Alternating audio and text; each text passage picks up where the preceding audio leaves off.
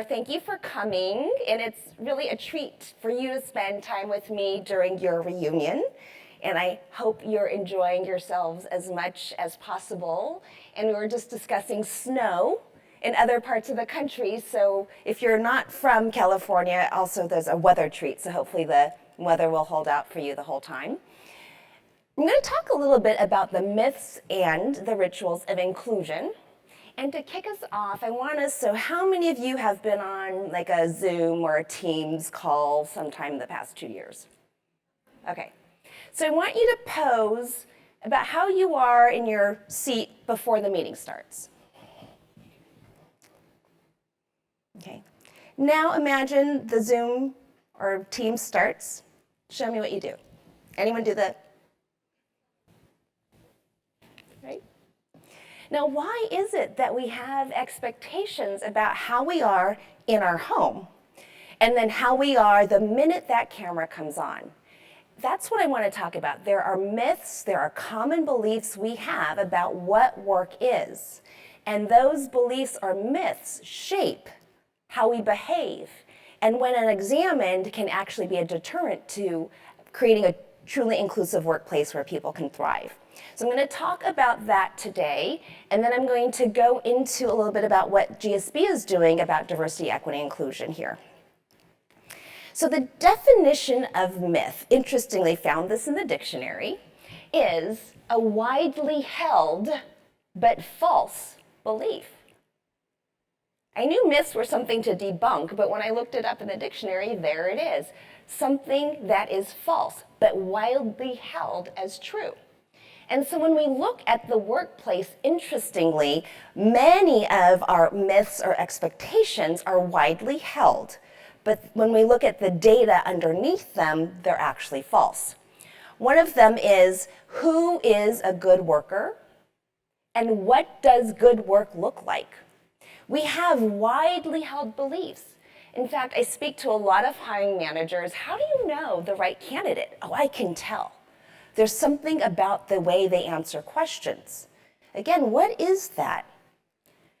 So one of the things we know from research is that the ideal worker norm shapes who we think is the best employee. So the ideal worker norm was developed really when there became a separation of work and life during industrialization. Before that, there really was no separation of work and life. That construct came with industrialization. So if you think about, I don't know about you, but I grew up reading books like Little House on the Prairie. Anyone read that to your kids or grow up reading those? And if you recall, the people who owned the stores, the kids, Nellie Olson, would be playing in the store because there was no work and life. It was integrated. Or the farm. Everyone contributed to the success of the farm, even the little kids. So this idea that there's work and life is an idea that came through industrialization. And then to make sense of it, we came up with expectations about what it was to be a good and productive worker because we had never had office or factory workers before. And the definition started to be that when you're at work, you focus entirely on your job, and home is something that somebody else takes care of. And a lot of the laws reinforce this divide and this idea that anyone who's distracted from work is not a good and productive worker. Now, unexamined, these norms start to have things like what we might call a motherhood penalty. So research shows that if you have a gap or you indicate you're an officer in a parent-teacher organization, your resume is less likely to get called in. Not because you're not the perfect employee, but because this myth about who a good and productive employee is pervades today and affects how we see talent in our workplaces. Now, one myth I want us to work on today is this idea of a meritocracy. Many of our workplaces are designed around striving to be a meritocracy. So the idea of a meritocracy is that everyone is evaluated for the merit that they bring to the company, the project, to the team. And that every idea is truly evaluated based on the merit of that idea. We hold that belief widely. But research shows there's a lot of errors that we make that prevent us from truly seeing talent and ideas equally, depending on the composition of the person, the identity of the person who's presenting the idea. So meritocracy is a belief, it's a myth, that all people and all ideas are evaluated based on merit. Now here's a really interesting finding. Emilio Castillo and Stephen Bernard, Emilio got his PhD here at Stanford. They did a research on a company, about a 5,000 person company. And they went to the leaders and said, what would you like to accomplish? And they said, we want to deliver on this promise of meritocracy. We believe a meritocracy is when we very carefully evaluate performance, and then when we give out salary increases, the performance correlates to the salary increase. So they worked with this organization, had them do that. They were very proud. By the end, they felt that they had truly correlated performance and pay increases. And then the second phase was the assignment of a merit bonus. And as you know, a merit bonus is a one-time bonus that's given based on your performance. So they asked the managers to hand out merit bonuses, and then they evaluated them, the researchers did, based on gender and race. And what they discovered was that the merit bonus was not linked to performance rating, but gender and race was more predictive of how much you got. And what they discovered is that if we believe in this myth of meritocracy, we are less likely to scrutinize our behaviors. So when managers work for what they believe are a meritocratic organization, they believe that they are the ones who are meritocratic. And what happens is they stop scrutinizing their behavior. So if all of us have what we call cognitive biases, where we make errors based on stereotypes about types of people, if we all do that and we stop scrutinizing because of the myth of meritocracy, research shows that we are likely to be more biased than if we have concerns that we're not good and check our behaviors. So how do you debunk this idea of meritocracy? One is there's a lot of research that shows how these errors take place. This one I really like. It's in the field of the legal scholars. And they wanted to convince lawyers that bias existed even in the legal field. And the lawyers said, well, no, our job is to find the truth.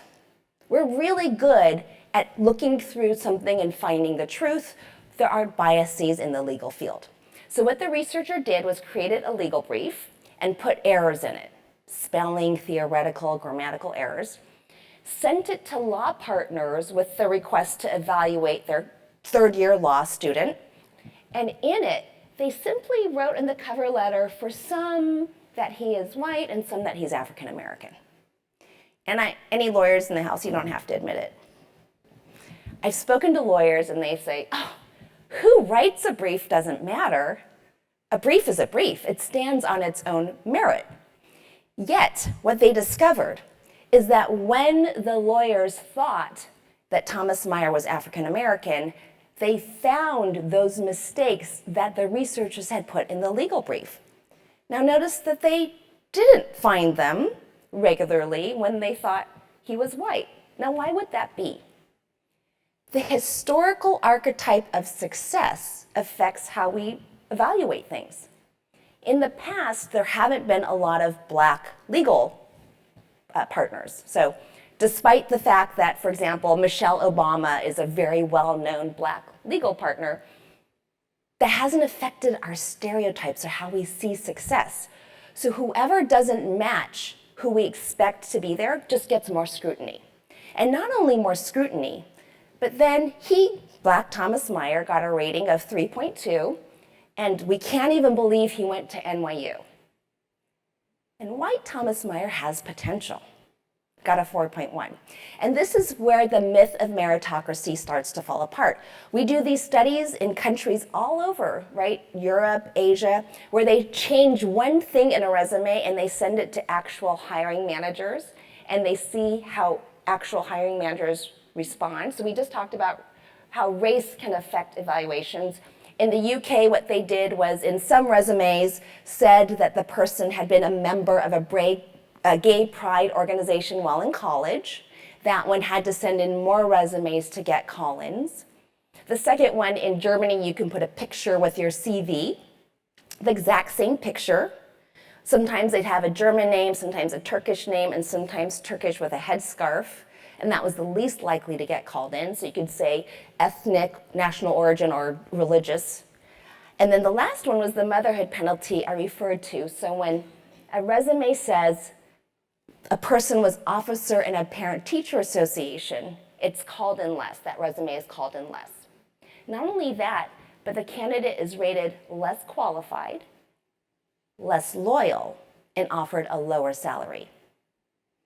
Now, they did the same with 2 men's resumes. They put officer of a parent-teacher association at the bottom of a men's resume. It was called in more often, rated higher, more competent, and more loyal. So they call this the motherhood penalty and the breadwinner bonus. Now, I'm going to see how we're going to do with our own automatic associations. And if you wouldn't mind calling out, picture genius. And then who's willing to tell me the name of a genius? Anybody? Please. Maradona. Maradona? Oh, the same? Emmanuel Miranda. Lin-Manuel Miranda. Anyone else? Einstein? The Einstein?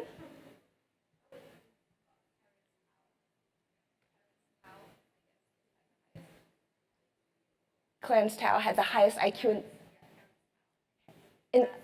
So somebody who has the highest IQ would be a genius. So we have artistic geniuses, we have mathematical geniuses, we have scientific geniuses.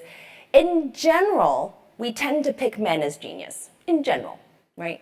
In general, when I do this, people in general say Einstein, which you threw me a bone. Thank you very much, appreciate it. And what's hidden from view are often women, people of color who are equally qualified in the exact same fields are hidden from view.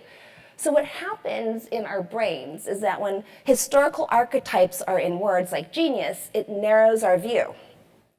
And we end up only seeing who matches that historical archetype. And even though there are a lot of other folks there, we tend not to notice them. If you saw when Forbes launched its very first 100 most innovative leaders in America list, there was a big Twitter storm because the list had 99 men and 1 woman. Now, when Forbes responded to this list, they said, well, we did use a methodology, but clearly it was flawed. So if you're not seeking to catch whether your methodology has these errors in it, likely you are enacting it. And that's how we try to debunk these myths of the workplace, by showing that these commonly held beliefs are false, but widely held, and we can debunk them with some of the data that research like that is done here at the business school is being conducted. Now, in this study, which was in 2019, they worked with a group of scientists, and they had them take that test to see if they had bias against women in science, and they discovered that pretty universally, just like in the world, people have bias that men are more likely to be scientists than women. That's not what differentiated them. What differentiated the group was when they asked, why do you think there are so few women in science? And the ones that said, I don't know, science isn't sexist, we're empirical, were put in one group. Another group said, I don't know either, but I know barriers exist. And then they left them alone, and 2 years later went and looked at who they hired. And it turns out the group that acknowledged that barriers existed ended up hiring more women, and the ones that said, I don't know, science isn't sexist, we're empirical, ended up not hiring women. So whether you believe these myths or not, whether you seek to debunk them, can affect your behaviors in ways that reinforce the myths or can debunk them and come up with different outcomes. So when I think about the difference, it's not intention. Scientists in both of those groups had biases. And in most cases, people want to pick the best person. Very few people I talk to say, I hope I pick the second best candidate, right? But the difference are the actions we take to block these dynamics, these myths from affecting our decision making. And that's where I get to rituals. So again, I looked up the definition of ritual. It's an act or series of acts regularly repeated. So that's the thing about myths. If we do something once, it doesn't make the myth go away. We have to regularly repeat actions that block the myths from affecting our decision making to have any sort of different outcome. And in a way, I think about honoring who people are. I think about it as a ritual, which seems very much like a process, is actually trying to honor the person I'm trying to evaluate, really trying to see who they are beyond these automatic responses. So one way to debunk this myth of the ideal worker, so remember the ideal worker is the myth that people who have work and focus on work at work are more productive than those who have home concerns. One way to debunk the myth of the ideal worker is by having regular check-ins at work. Some really interesting work done by Leslie Perlow at the Harvard Business School. She was studying the Boston Consulting Group. And they were having issues because people were feeling like they had no control over their lives, and therefore this work-life integration was failing.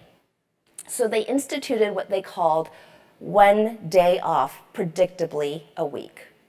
Now, if you're on a consulting project, it meant even if you're in a different state, you were off the project for 1 evening a week. It meant if you were buying tickets to a show or you're trying to see your kids' game, that you knew that night off was truly that night off. Well, the teams end up being more productive. Not because that one night off was necessarily rejuvenative, although it increased retention.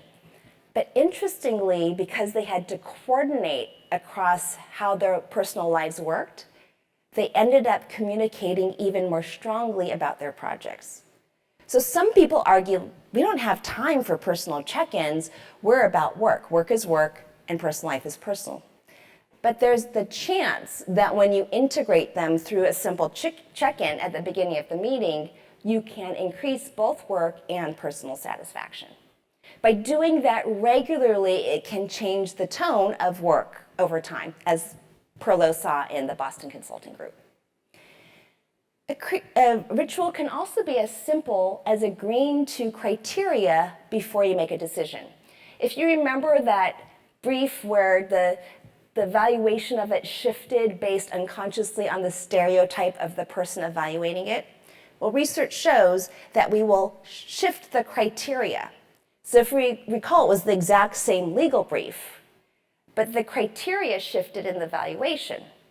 It turns out if you simply think carefully about how you're going to evaluate someone before you do, you're less likely to shift it. So for example, in the legal brief, if someone had said, did you scrutinize for spelling mistakes equally in both briefs? Likely the ones who looked at the one from White Thomas Meyer didn't check that very well. Sadly, this happened to me once at work where we had candidates and all of a sudden the top candidate, someone said, oh, there are a lot of spelling mistakes in their cover letter. We didn't really notice it, but I think someone who's going to be in our role really needs to write well for the public audience. We really can't have spelling mistakes. And so we thought, oh, we should probably discount that candidate. What I didn't do, and I will regret forever, is that I didn't say, did you equally check for spelling mistakes in all the candidates? Because if we had, I'm sure we would have found a similar number. Because we didn't, we ended up saying this, okay, we took the person off the qualified list. So simply saying if you're going to hold someone accountable for the way they're communicating or the way they're rating, did you really check to see that that was equally scrutinized on every applicant? Now, Has anyone made a New Year's resolution that didn't stick? Kind of thing, yeah. And in fact, a lot of people make New Year's resolutions around eating. Like, I don't know about you, but do you notice I'm wearing this little top that's looser on the bottom than it is up here? This is what I call COVID clothing. Right, you got the nice snug part where it doesn't count, and then a nice loose part where the COVID effect has taken place. So lots of people have given me advice about what to do about COVID clothing.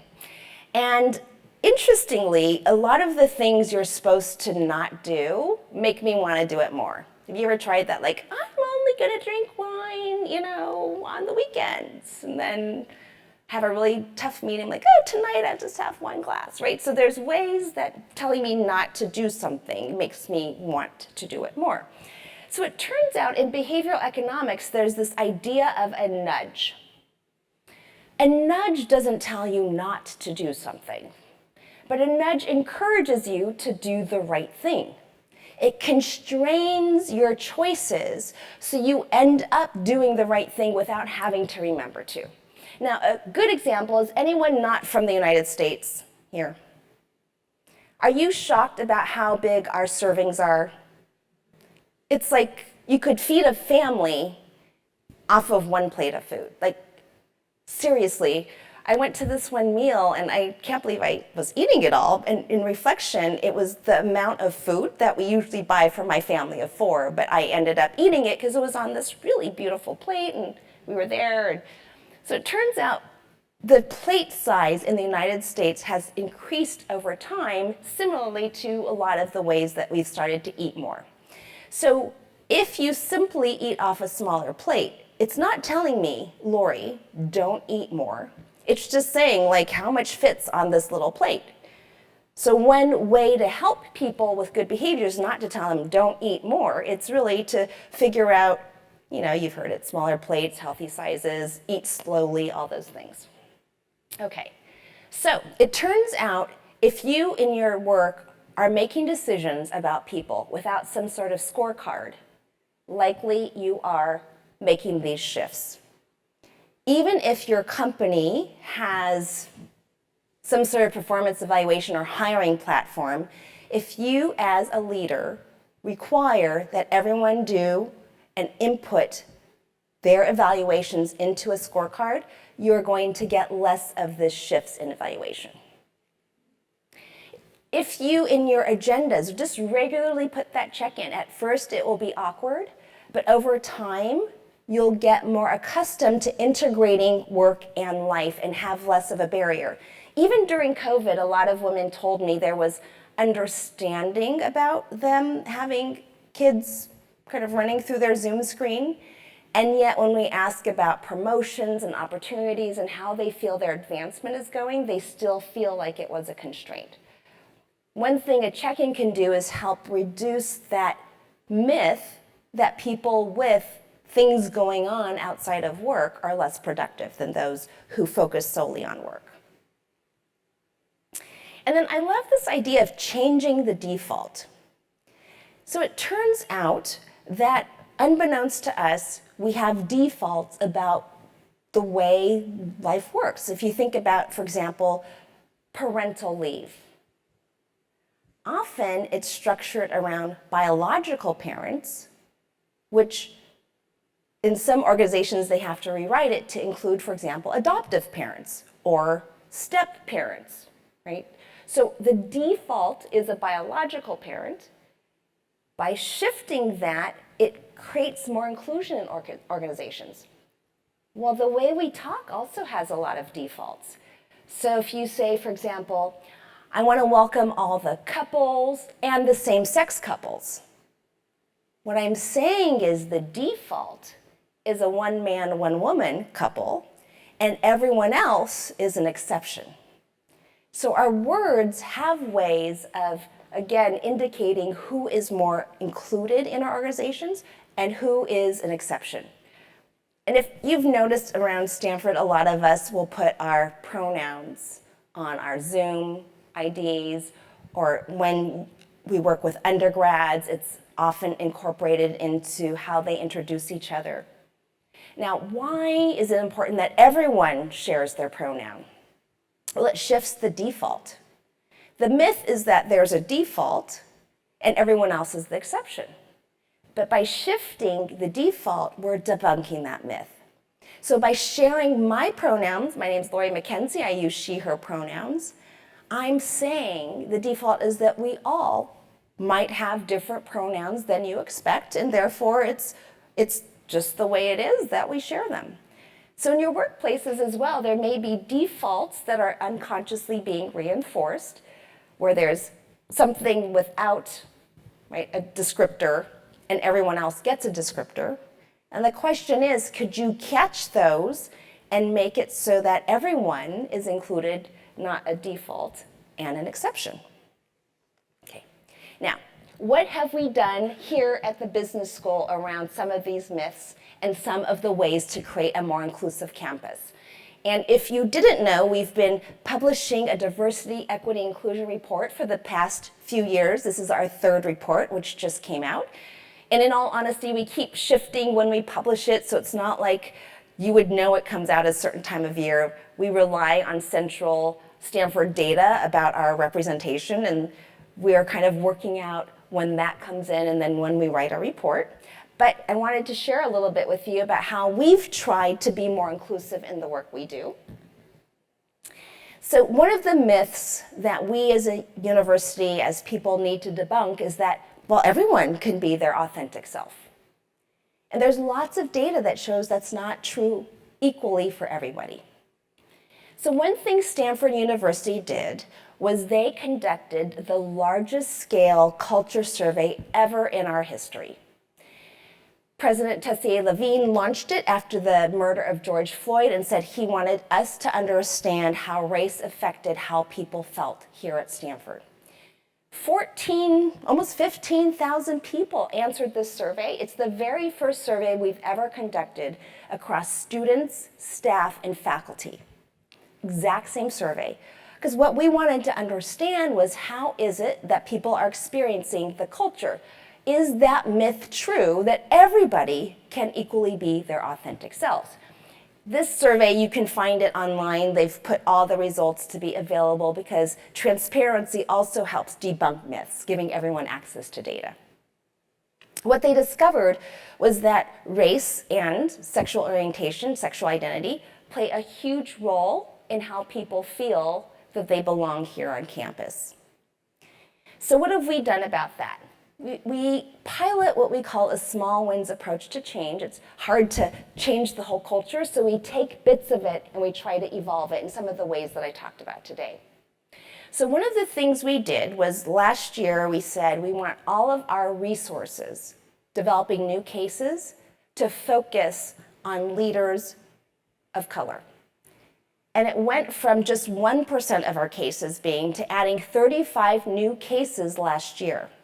And I heard one of the students share in a course saying, this was the first time when I was in my class and there was a protagonist of color talking about their startup. Not talking solely about being a protagonist of color or like an entrepreneur of color, but being one and sharing about their amazing startup. So it really can go a long way in having our students feel like, yes, they truly can thrive regardless of how they look or where they come from. We've also thought about how we can help our faculty create more inclusive classroom experiences, and this just ended, the student panel was just this week. So we did a couple of things. First, 2 years ago, we launched a training called Sensitive Topics in the Classroom, where we talked about how to manage sensitive topics that come up through current events or case studies that could inadvertently, or comment that could inadvertently cause someone to feel like they didn't belong. And then this year what they did was we went a step further. First, we had a panel and invited faculty to attend of 3 faculty who shared their experience of both creating an inclusive classroom, but also dealing with pushback against their identities in the classroom and what they did.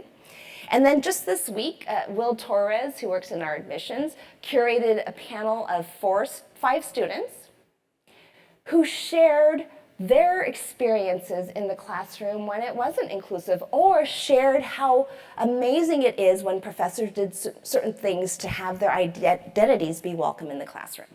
So again, how do we as a business school, as a leading business school, create environments where everyone can equally see that they thrive?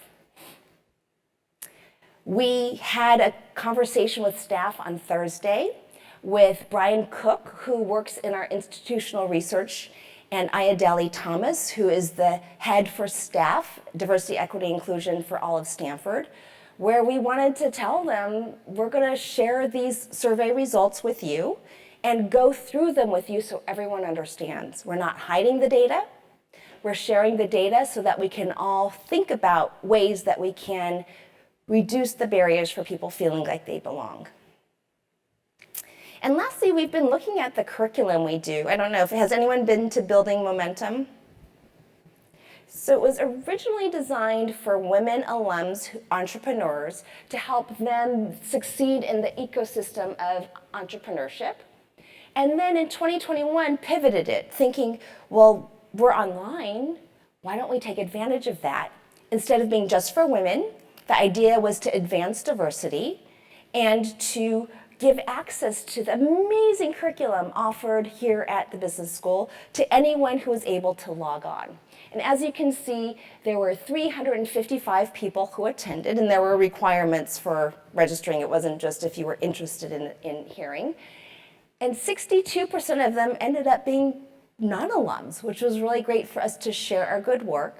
And 50% of our attendees were either Black or Latino, US-based attendees. So thinking about our curriculum, our classroom experience, our staff, trying to debunk the myths that it's fine the way it is, and figuring out how we can be proactive in creating more inclusion and more to be proud of here at the business school. If you haven't read it, it's on our website. If you just look for Diversity, Equity, Inclusion Report, we have 6 priorities that we work on here, and we've been working on for the past 3 years. 1, to increase the diversity of our Stanford community. 2, to create an inclusive classroom and learning experience. To create an inclusive and welcoming campus community. Support new research efforts, especially around diversity, equity, inclusion. Share our good ideas with the world, as with the conference I shared about. And then we've integrated our action plan for racial equity into the core report, with the last priority, which is to address racial inequality in our community and society. So while we still have a lot of work left to go, we're going to keep trying to debunk these myths and install nudges and rituals so that we can, not only for ourselves, the student experience, but hopefully, as that saying goes, change lives, change the world, change organizations, change the world. Hopefully, by debunking the myths, we will create more opportunities for people to truly achieve their fullest potential.